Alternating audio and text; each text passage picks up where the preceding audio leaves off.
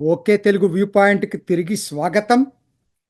వక్ఫ్ bill ఆమోదం దేశానికి ఎటువంటి సంకేతాన్ని ఇచ్చింది?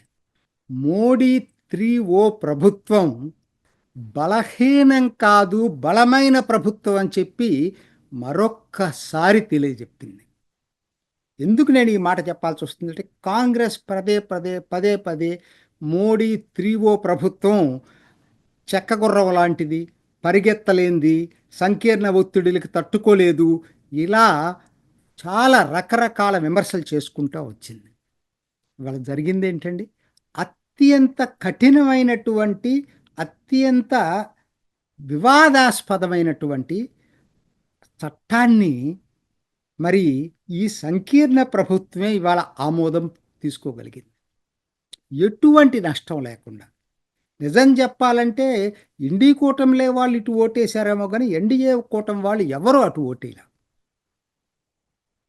అది మరి మోడీ 3O మనకి చెప్తున్న పాఠం ఏంటంటే, మోడీ 1, మోడీ 2 లాగా మోడీ 3 కూడా అదే దృఢమైన నిర్ణయాలు తీసుకోగలదు, అదే చిత్తశుద్ధితో పనిచేయగలదని చెప్పి ప్రజలకి సంకేతం ఇచ్చింది. అసలు వీక్ వీక్ అనేవాళ్ళు మరి ఈ 9 నెలల్లో జరిగినటువంటి పరిణామాలను లెక్కలోకి తీసుకోరా? ఆ రోజు రాజ్యాంగం ప్రమాదంలో పడింది, రిజర్వేషన్‌లన్నీ రద్దు చేస్తారని చెప్పి ఓట్లు దండుకున్న వాళ్ళు, కానీ వెంటనే తిరిగి పుంజుకోగలిగింది బీజేపీ. మరి చిన్న విషయమే కాదు. బాల్ వెనక్కి కొడితే ఎట్లా తిరిగొస్తుందో అంతకన్నా ఫాస్ట్‌గా చేయగలిగింది. వెంటనే వచ్చిన హర్యానా ఎన్నికలు గాని, ఆ తర్వాత వచ్చిన మహారాష్ట్ర ఎన్నికలు కానీ, ఇటీవల జరిగిన ఢిల్లీ ఎన్నికల్లో కానీ అది నిరూపించబడింది. చివరకు ఉత్తరప్రదేశ్ ఉప ఎన్నికల్లో కూడా. మరి దీన్నేమంటారండి? మరి ఇది ఆ సంకీర్ణ ప్రభుత్వంలో వచ్చినటువంటి ఫలితాలే గదా! ఇవన్నీ కూడా. అతిగా కఠిన నిర్ణయాలు తీసుకోవటంలో కూడా నిజంగా వక్ఫ్ బిల్లు పాస్ చేయటం అనంటే, సంకీర్ణ ప్రభుత్వం అయినంత మాత్రాన ఎక్కడా కూడా మేము రాజీ లేని పాలన సాగిస్తామనేటువంటి సంకేతాన్నివ్వటం. అసలు అక్కడ దాకెత్తికండి 9 నెలల్లో మోడీ గ్లోబల్ లీడర్‌గా ఎదిగాడు. అదవరకటి కన్నా గ్లోబల్ లీడర్‌గా ఎదిగాడు.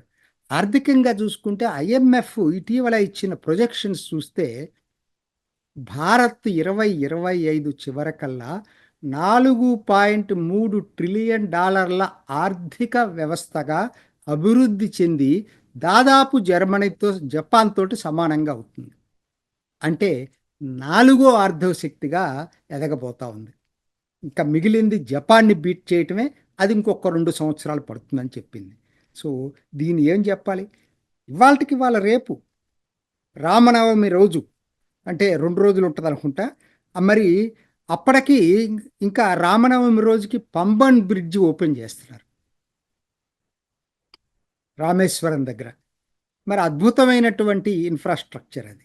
ఆ తర్వాత 10 రోజులకే, 15 రోజులకని 2 వారాలకి 19వ తేదీ ఎప్పటినుంచో కలగడుతున్నటువంటి శ్రీనగర్ రైలు బండి ఓపెనింగ్ జరగబోతుంది. ఇక్కడ నుంచి జరగబోయేది ఇట్లా కాదండి. ఇటువంటి ప్రారంభోత్సవాలు ప్రతి 10, 15 రోజులకి ఒకటో, 2 ఉంటూనే ఉంటాయి.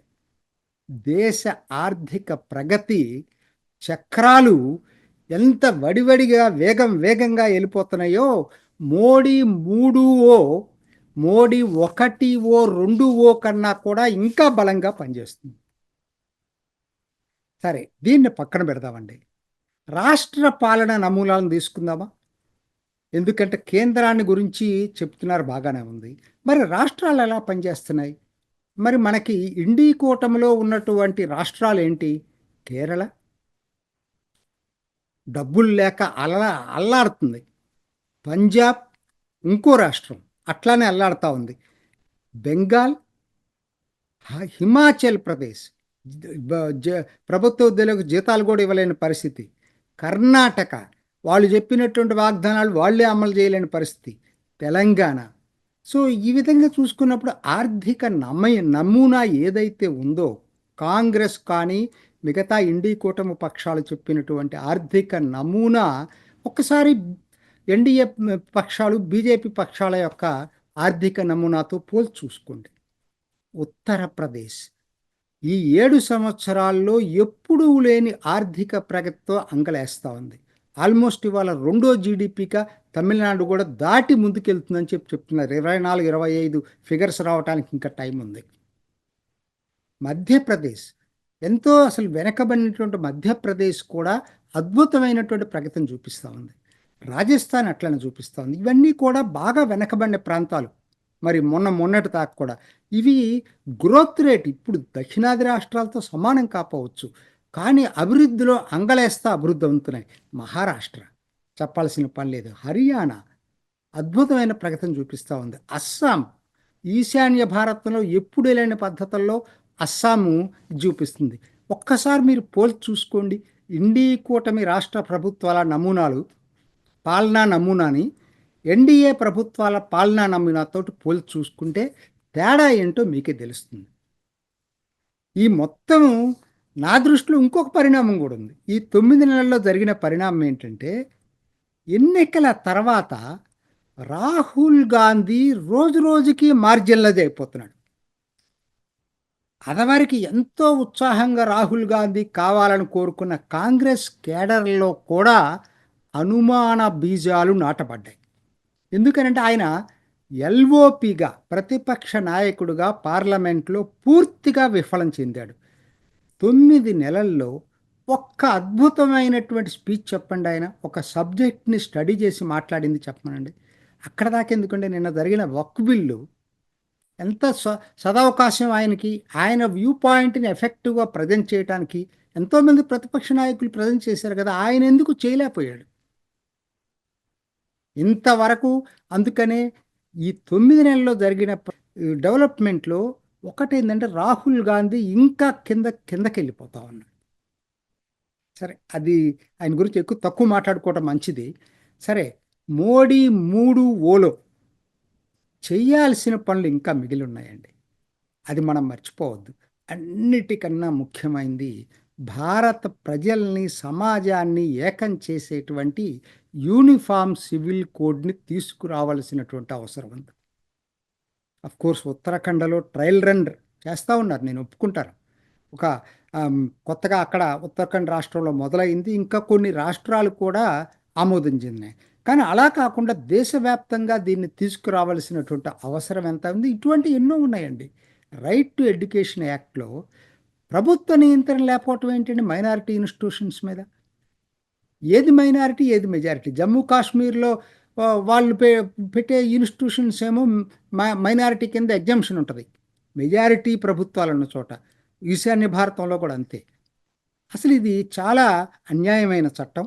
దాంట్లో కూడా సంస్కరణలు తీసుకురావాల్సిన అవసరం ఉంది. అట్లానే ఎప్పుడో జరిగినటువంటిది ఎవరో వచ్చి ఇక్కడ దీన్ని బలవంతపు మత మార్పులు చేయొద్దు, స్వేచ్ఛగా ఎవరైనా ఏ మతాలైనా చేర్చుకోవచ్చు, కానీ ఈ బలవంతపు మత మార్పులు జరగకుండా ఒక కఠిన చట్టాన్ని కూడా దేశంలో తీసుకురావాల్సినటువంటి అవసరం ఉంది. భారత్ని ఎవడో చెప్తే బయట నుంచి వచ్చే డబ్బులతోటి మనం నడపాల్సిన పని లేదండి. అదే టైంలో నేను ఒప్పుకుంటాను, ఎవరైనా స్వచ్ఛందంగా మారితే వాళ్ళకి హక్కు ఉంది, దాన్ని మనం ఎప్పుడు కూడా కాదనలేం. అసలు ఇది సామాజిక పరంగా భవిష్యత్తు ఈ 4 సంవత్సరాల్లో మోడీ తీసుకురావాల్సినటువంటి చర్యలు. సరే, ఆర్థికంగా నేను చెప్పాల్సిన పని లేదు, మంచి అడుగులేస్తూ ముందుకెళ్తుంది. ట్రంప్ టారిఫ్లు తీసుకొచ్చినా భారత్ ప్రగతి ఆగదు. 5వ ఆర్థిక థర్డ్ పవర్ఫుల్ ఎకానమీగా తయారు కావటానికి అన్నీ సిద్ధమైపోయినాయి. దీంతో పాటు పేదరిక నిర్మూలన జరగాలి. మొత్తం మీద ఈ 4 సంవత్సరాల్లో మన టార్గెట్ ఏంటంటే, మనం హయ్యర్ మిడిల్ ఇన్కమ్ కేటగిరీ దేశంగా ఎదగాల్సినటువంటి అవసరం ఉంది. సరే, గ్లోబల్గా ఇవాళ మోడీ కన్నా ప్రతిష్టను పెంచగలిగిన నాయకుడు నేడు. ఇంకా భారత్ ప్రతిష్ట పైకి వెళ్తుంది.